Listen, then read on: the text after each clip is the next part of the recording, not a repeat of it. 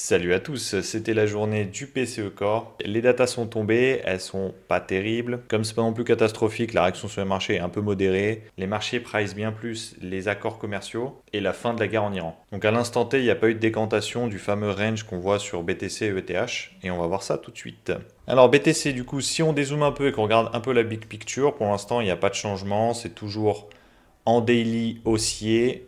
Ça change pas. Pour moi, on est venu faire un plus bas ici et pour aller chercher au moins la TH. Par contre, à court terme, c'est un peu moins beau. On a eu énormément de liquidations dont je vous avais parlé. C'est venu liquider en haut, en bas du range. C'est venu jouer avec les trendlines. C'est venu sortir tous les shorters. C'est venu sortir toutes les personnes qui se sont mis en longue. Et maintenant, il y a un espèce de statu quo où on attend de voir qu'est-ce que fait le marché. Pour moi, on risque d'aller chercher hop, cette petite zone de liquidité en dessous là pour aller, pourquoi pas réagir dans cette petite zone juste là, hop, afin d'aller choper assez de liquidité pour aller faire de nouveaux sommets. Ça me semblerait très léger que juste avec la liquidation d'en dessous, assez de peps pour aller faire des plus hauts. Si on dézoome un peu en fait et qu'on est revenu sur cette petite supply afin d'aller chercher, pour moi on irait au maximum aller chercher ça, mais il n'y aurait pas assez de peps pour aller chercher au-dessus. Il faudrait encore réaccumuler et que du coup ça prenne un peu de temps.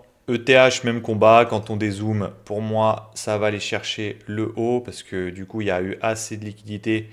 Là, cette liquidation, en fait, a permis de faire péter tous les stops juste ici, là. Hop, il y avait énormément de personnes en short qui se sont fait liquider. Du coup, la Smart a pu injecter ses ordres pour aller faire le mouvement inverse. Une fois que ça a fait ça, il a chopé assez de liquidité pour continuer son biais qui est pour moi haussier à moyen terme. À court terme, exactement le même pattern que le BTC. Est-ce qu'on n'irait pas chercher cette petite terre juste ici? On récupère, on vient hop, réagir sur cette petite demand pour aller au moins casser hop, ici. Et si on dézoome, aller choper un peu de liquidité entre tac, ces deux petits sommets afin de même combat, faire un truc de ce style là, hop hop, liquider et pour après aller tâter des nouveaux sommets. Perso, je vais attendre de voir comment ça se termine cette création de liquidité parce que là pour l'instant en fait c'est vraiment que de la construction de liquidité afin de positionner les gens impatients, que les mecs voient des patterns dans tous les sens, se positionnent en long, en short et récupérer un max de liquidité pour faire le mouvement. Le Nasdaq fidèle à lui-même, il monte en flèche, suivi de près par le SP500 qui vient de faire sauter son ATH aujourd'hui. Je vais pas m'éterniser plus que ça, s'il se passe des choses intéressantes, je vous le publierai sur Twitter.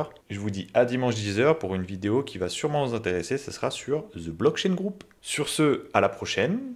Tchuss!